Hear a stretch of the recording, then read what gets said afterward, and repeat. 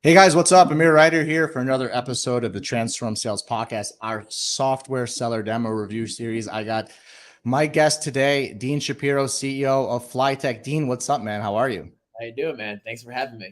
Yeah, man, my pleasure. I appreciate you connecting with me pretty quickly, figure out what we're doing, and then jumping on. And I definitely appreciate what you built because it makes a lot of sense to me, and I'm sure it'll make a lot of sense to the audience. But let's just jump right into it. Uh, Talk to me about your product. What's the software product that you built? And yeah, tell us a little bit about it, man. Yeah, absolutely. So our software is called Flytech, hence, our company's name as well. And what our software is able to do is we're able to identify the specific leads clicking your ads, social media ads, video, YouTube, etc.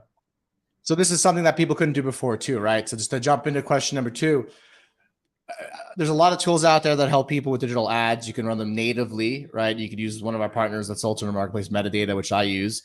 But then you're actually going a step further and saying who are actually clicking these ads, right? So that you can take other actions to them besides just marketing, right?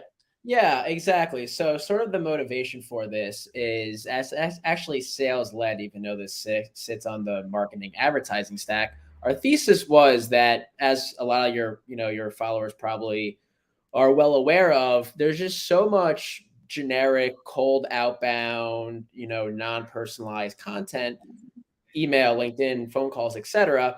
We were thinking, how can we help our clients do a better job personalizing that outreach? So what we landed on in a phenomenal way that we couldn't find the end did this. We wanted to just use it ourselves.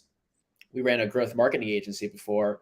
We couldn't find something that could do this, so we built it. And the what it actually does is lets you see who specifically is clicking what ads and what content they're reading about when they arrive on your landing page. And that way your sales team can personalize outreach to them based on the content that they're engaging with. If you have a marketing team, you could drop them into a personalized email drip catered to the content they actually care about and they actually are reading about.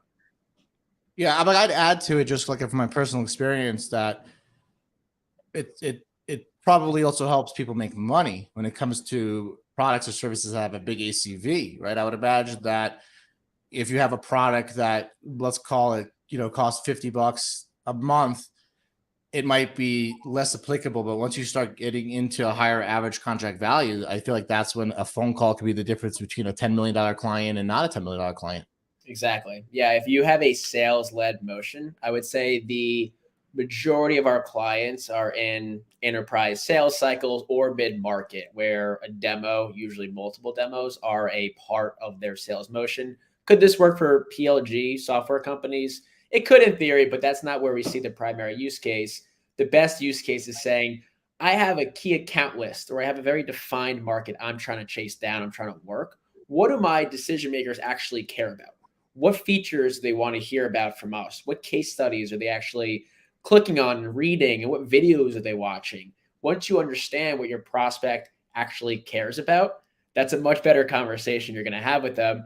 And there's tons of stats out there that already, everyone's done it, that shows how much more effective personalized outreach is versus spray and pray, generic messaging. Oh yeah, I'm like, and I'm engaging with a lot of links, and I don't get any calls. And if they did, they probably would close me a lot faster because I get busy, right? So I think it's also like we forget to say the fact that like sometimes people that have a pain point, have a budget, have a need, have authority for your product, they're busy, and sometimes that sales activity you get that's personalized will get them to prioritize something, right? Like I've had people chasing me for 6 months. I love their product, but like they're wondering why I don't buy from them. And it's like, I'm just too busy. It's not even like your product or anything, you know? Yeah, and we've seen a really strong use case for our software being that we'll take, or our clients will take the data that we have on that ad engagement, who's clicking, who's viewing your videos, and then they'll take those engaged leads and drop them into a nurture series, an email drip that's highly personalized to the content they were clicking on or viewing, the specific ad, value props, and why that sort of flow works quite well is that your lead might not be ready to buy today, but they've almost raised their hand and said, I'm intrigued. This is worth my attention. This is worth me clicking on. This is worth me, interrupting my day on Facebook or Instagram or YouTube or LinkedIn and actually clicking on this ad to see what this is all about. So maybe they're not ready to buy at this moment, but now you can put them in a highly personalized email drip series about that content they clicked on, keep them warm. And then if they open, 4 or 5 emails in a row, then sales team just gives them a call because that's a pretty high intent lead. Yeah. I want you to answer the question that's on this, but before I say that, I'll make a statement. You're also breaking down the barriers between sales and marketing and focusing on a revenue team, because a revenue team would operate with one motion, where a digital ad, an email newsletter would be known by the salesperson and they would be able to say the same message. And to me, it also sounds like you're a middleware in between marketing and sales, kind of solidifying revenue. And I hate putting words in your mouth. I'm a revenue junkie. So no, I couldn't have said it better myself. You nailed it. Sort of our more macro vision for where we sit in an organization is helping to transform what we think are two very broken systems, which is marketing over here, sales over here. We are very passionate. Because it's called marketing and sales. Exactly. This should be one revenue team. And that's where we're really sit. We work to your point of who's your ideal customer, to your question of who's your ideal customer. If you have a revenue mindset, a revenue team mindset where marketing and sales are not disparate organizations, but come together in one sort of user journey motion, that's our best customer. Yeah. You're saying it nicely. I would say if you want a chance at succeeding in the year 2023 and 2024, you don't have many options, right? But you get to be nice and I get to be more direct. So that's to be the passive guest. Yes, exactly. Oh, they're like, no. If you want a chance of succeeding, this is the only path forward, because this is the truth, right? Everything else is going to be inefficient, too expensive, no ROI. And with the market we're getting into, we're not going back to those crazy 1% interest, no interest. Those days are gone, right? So, for me, you're not only solidifying the revenue department, but you're also kind of focusing people on the bottom line and efficiency. Yeah, Talk to me about your ideal customer. Is that, and let's remember this, right? I think one of the things that people need to understand about CloudTask in the marketplace is that what we try to do is really talk about that 80-20 rule for everybody. So I think when I ask you these questions and I try to peg you into an answer, for anybody listening, it is not trying to exclude anybody, right? It's not trying to be exclusive. So saying you help this the best doesn't mean you help that the worst. But this is an interesting question, because frankly, it's hard to answer when you get pegged, and I'm going to peg you. Let's just make pretend you had a choice. Software company or service company, you can only pick one. Who's your best client? We do work with both, but software is the majority of our client base. Awesome. Startup, funded, private equity, or does it not matter? What matters more, the state of the company or the state? Usually work best when they're in that growth stage period. Usually they're hiring their first handful of BDRs or SDRs or someone to actually facilitate that sales-led motion outside of the founder themselves. That's typically when we come in, because we can create a really strong warm lead list for them. Because you're creating an efficiency and a better chance for the SDRs to have an ROI. And I hate putting words in your mouth, but that makes a lot of sense to me. So it's a software company. It's a company that just started with an SDR team, and you have an opportunity to take that SDR team and set it up for success from the beginning, right? Because all these KPIs are BS unless they're hittable, right? We'll keep that sales team very busy with hot, engaged leads that they can prospect. If they have a marketer on the team, that's even better, because there's someone who knows how to set up the integration quite well, but not necessary. Cool. What about ad spend? Is there like a certain client that, like, if they spend $10,000 or more, they're a better fit? Does that really matter? What's that 80-20? That's the beauty of this line of thinking of revenue and not performance marketing, because we have people selling, I kid you not, enterprise package deals. We're getting great lead volume by running $30, $40 a day. That's it. Yeah. It doesn't require, and even less, I've seen clients do quite well with. It doesn't require a ton of budget, because you're not trying to spend tons of cash to boil the ocean. And hopefully if someone, books a demo with you, you start off through our platform, you target only the leads that you care about. So we'll send those to your ad platform, whatever ad platform you want to use.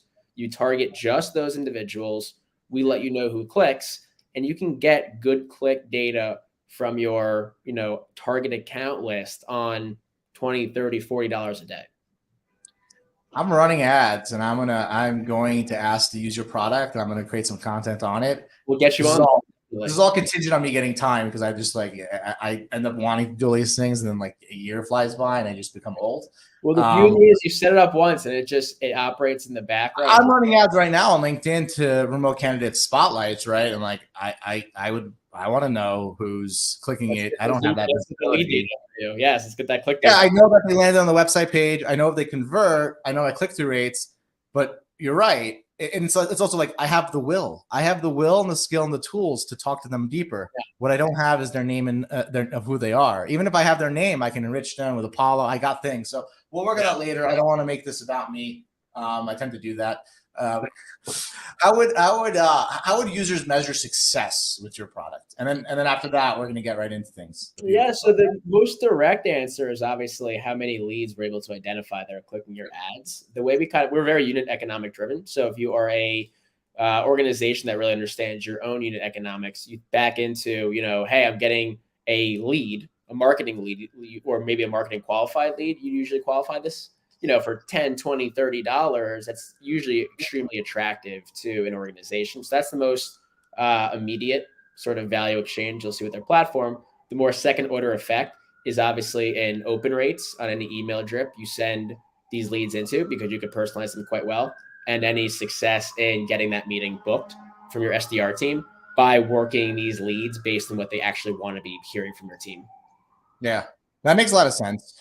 Like for me, I think also you probably start seeing the you could probably also seeing SDRs hitting their quota as being part of the success as well, because it's like really fusing marketing and sales, taking down that line, and also you're attacking the like sales SDRs don't have clear ROIs, and like this is an answer for it. And now it might not be your main message, but it might be a message that it hits us because we have a huge marketplace of SDRs. If they get fired, it's no good for us, right? So we want them getting paid. We want them sticking.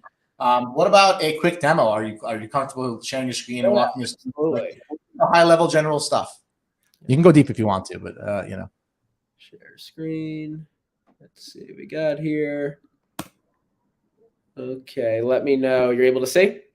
Oh yeah, perfect. So I learned that to use StreamYard. This is what I think is most important about our software. We put a nice little UI together for people to look at, but the beauty of it is you shouldn't ever really need to deal with this, because we pump all the data we're getting into your CRM, HubSpot, Salesforce, wherever you want it to go, it lives in your system. So I think great software is ones you don't really have to log into very much, because it just expedites what you do. That's the beauty of how we built this. But to give you something pretty to look at, we obviously have full reporting here as well, which shows you a roll up of the companies. If you have a target account list, this is quite useful. Yep. Who are visiting or clicking your ads, how many people at those respective companies are clicking your ads, and then we give you the actual prospect level, these specific people who are clicking your ads and what pages they clicked on. It's also customizable to the ad they clicked on, whatever sort of content pillar you care about. And then we show you everyone who has been included in your campaign, right? So we start off the targeting with just the prospects you care about. No one you don't want to work with will ever see your ad in the first place. We send you segmentation of just your key accounts or key prospects that you want to see your ads in the first place. And then we break that down to you by a channel, so you understand who's clicking where. So we show you, okay, here is who clicked on Facebook. Here's the other key metrics for your Facebook campaign, just so you have some idea of like what these prospects are actually doing on your site, LinkedIn, etc. And like I said before, it really works in any ad channel: YouTube, connected TV, LinkedIn ads, Facebook ads, Twitter, you name it. We can usually port data over for you to then target, and then for us to then identify. Makes sense. Yeah. It makes sense to me because I'm doing ads right now. So anybody listening, it really allows you to, first of all, target with your target account list, make sure that the ads are just running to your target account list. But then it's actually telling you who's engaging with those, so that you can make decisions on whether or not to nurture them via email. So this can push into, you can have a workflow set up in HubSpot, right? That says, if this goes to this status, send them this thing, and it can automate everything. Now, if you're old school and you don't want it automated, it could just be a task for somebody to call. Yeah. Right. So the automation can be as little as just a reminder that like, hey, Sarcy Denny from this law practice engage with your ad. And then it knows what the ad is. So it could probably line up what kind of content or playbook, right? Exactly. That's exactly right. This makes sense. Like anybody listening to me, and I like to focus on the 80/20 rule. This is a no brainer for anybody with the $50,000 ACV or higher, right? Because in my opinion, and like I said, I don't want to be exclusive. The higher the ACV, the more all of a sudden like the ROI is just super easy, and those tend to be the people that need more work. So it's an irony. You have a contract cycle that needs or that warrants you spending real time personalizing and not just mass blasting. In my unbiased opinion, of course, this is a no-brainer product because it's just going to give you so much intel on how to personalize your outreach for every account, every prospect, everyone you want to be doing business with.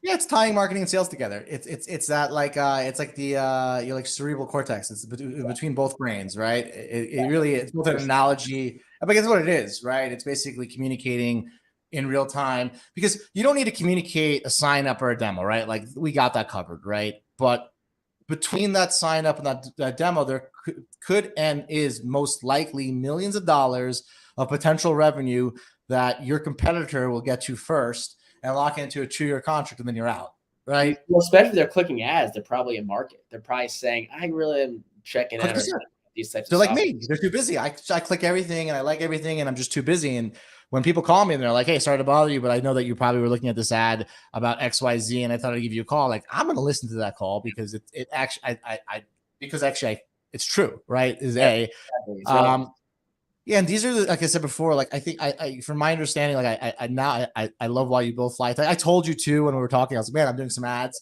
and this would be awesome because I want to set up for success. So anybody listening, I'm gonna twist Dean's arm to give me some access so I can record how we use it. That's one of the fun parts about having a marketplace. It's like just test driving stuff and giving product feedback, but really showing people how to use it.